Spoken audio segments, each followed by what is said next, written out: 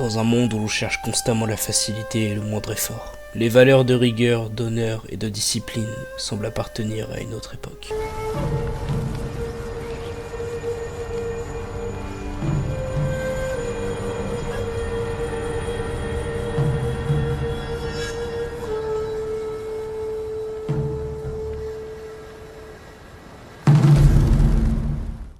Pourtant, certains principes traversent les siècles sans perdre leur force.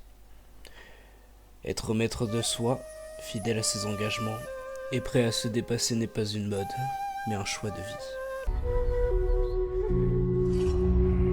Afnater Samurai.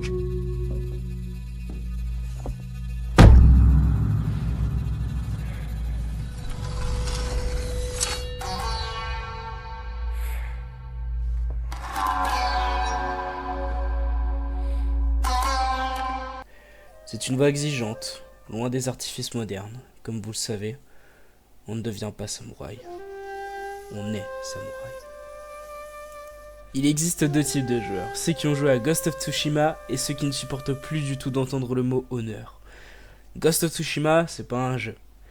C'est une lettre d'amour au Japon féodal, écrite avec une lame, des haïkus et 14 filtres de sang. Aujourd'hui, on parle d'un jeu qui te transforme en samouraï poétique, mais dépressif. Prépare ton katana, ton kimono et ton cœur parce que tu vas souffrir et en beauté.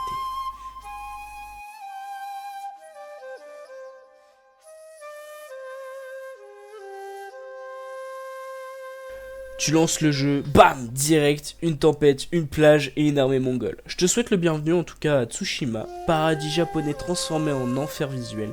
Tout est sublime, hein. Les feuilles volent, les fleurs dansent, le vent te guide, même les décors pleurent ta dignité perdue. C'est pas un open world ça, c'est un tableau d'Akusai sous acide, c'est pas possible. T'as une quête, suis le vent, aucun GPS, juste la nature. Tu te perds mais tu te dis que t'as vu un renard, donc c'est pas grave.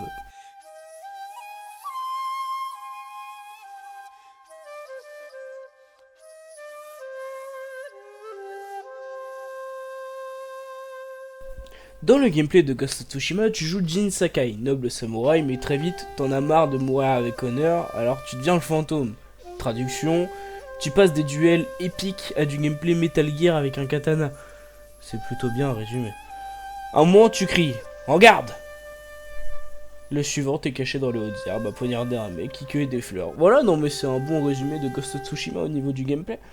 Jin Sakai, de fils de seigneur à tueur en série silencieux qui caresse des renards, mais il y a ce fameux moment où ton oncle te dit « Ce n'est pas honorable, Jin !» Et toi t'es là comme un con à dire « Mais tonton, il brûle des villages, moi je les étouffe juste avec de la poudre noire, chacun ses méthodes. » Tu sais le tonton, c'est ce vieux boomer du code d'honneur, qui pense que poignarder quelqu'un dans le dos c'est mal. Mais si ce mec vient de décapiter une orpheline, Jin lui, c'est l'école du pragmatisme. Les Mongols sont pas venus pour un duel équitable, hein tonton. Ils sont venus juste pour tous nous niquer, c'est ça qu'il faut retenir. Dans Ghost of Tsushima, Jin Sakai, un jour tu venges ton clan, le lendemain tu débloques une compétence pour trancher 3 mecs d'un coup, et puis tu t'agenouilles pour faire un haïku sur le vide intérieur. Jin, c'est un peu comme si John Wick avait fait une école de calligraphie finalement. Dans le jeu, ton arc, c'est un sniper silencieux. Ton fumigène, un outil de lâche magnifique. Ton code d'honneur, tu l'as jeté à la rivière comme le corps des ennemis. Jin Sakai, c'est le Batman féodal sous anxiolytique finalement. Il commence en Citroën Samouraï, il finit en Tesla de l'assassinat.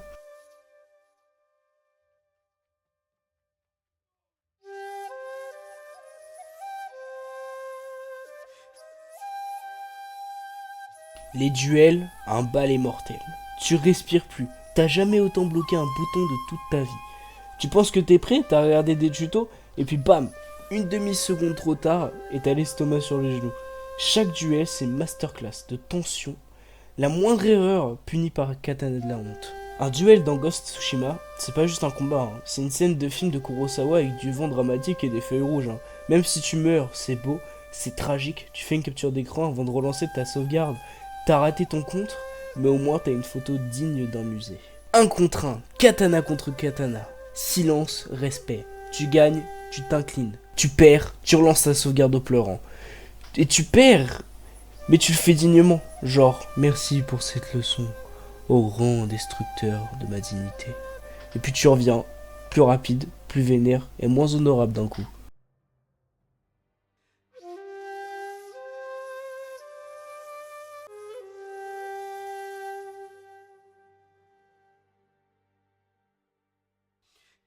Ah, l'ambiance de jeu, faut qu'on en parle. C'est beau, c'est trop beau en fait. Le jeu te donne envie de faire des haïkus même si t'es nul en poésie, je te jure. Tu commences à écrire sous le ciel en feu, le sang de mes ennemis. J'ai faim de sushi. T'es pas bachot, hein, mais tu t'en fous. Le jeu t'encourage à trouver la beauté dans la souffrance et à prendre 1000 captures pour les regarder en pleurant dans le métro. Et puis les renards, bah oui, faut qu'on en parle, les renards. T'en caresses un, t'es ému, gros. Au bout du 47ème, tu te demandes pas si t'es pas devenu un dresseur Pokémon. Tu penses que c'est mignon, je sais ce que tu réalises que t'as plus caressé de renards que de parler à de vrais humains dans ta vraie vie ce mois-ci. T'as des doutes, des questions, mais jamais tu t'arrêtes.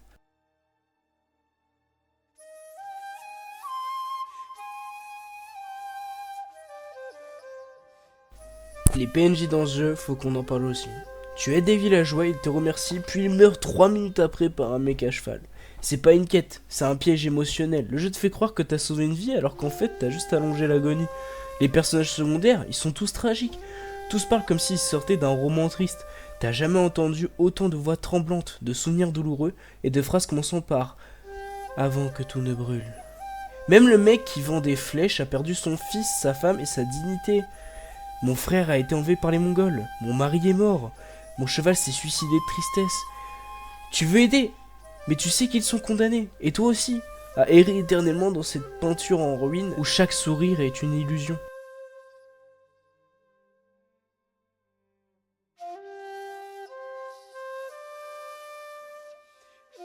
À un moment dans le jeu, tu perds ton cheval, et là, le jeu te fait appuyer sur une touche pour lui dire au revoir. Je vous jure, j'ai jamais autant pleuré. J'ai pas pleuré comme ça depuis le roi lion. C'est pas une scène, hein, c'est une attaque personnelle. T'as vu des gens mourir, mais là, non.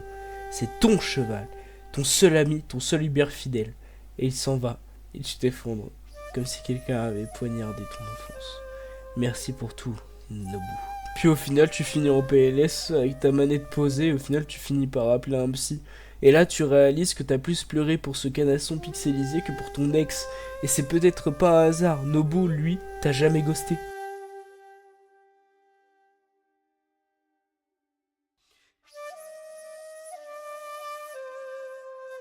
Ghost of Tsushima, ce n'est pas qu'un jeu. C'est un poème sanglant, une tragédie interactive. Tu te bats pour ton île, pour ton peuple, mais aussi contre toi-même. C'est l'histoire d'un homme qui perd tout, tout y compris ses principes, qui découvre que l'élégance peut naître dans la violence. Une claque philosophique avec une bande-son qui t'accompagne jusque dans tes insomnies. C'est le seul jeu où t'as envie de méditer après avoir tué 18 personnes. T'es là, antérieur, devant une cascade à écrire. Le sang est lavé, mais l'odeur reste en mon âme. J'ai besoin d'un bain. Tu éteins la console, tu souffles et tu te dis « Je suis un fantôme, mais j'ai la classe ». Et c'est vrai, tu sens la solitude, la tristesse, et t'as jamais été aussi stylé. Ghost of Tsushima, c'est l'expérience qui t'apprend que l'honneur, ça se discute, mais que l'élégance, elle, ne meurt jamais. Voilà, c'est la fin de cette vidéo, c'était Nalem. J'espère qu'elle vous aura plu, n'hésitez pas à liker, commenter et à vous abonner, ça fait toujours très plaisir. C'était Nalem, encore une fois. Ciao ciao.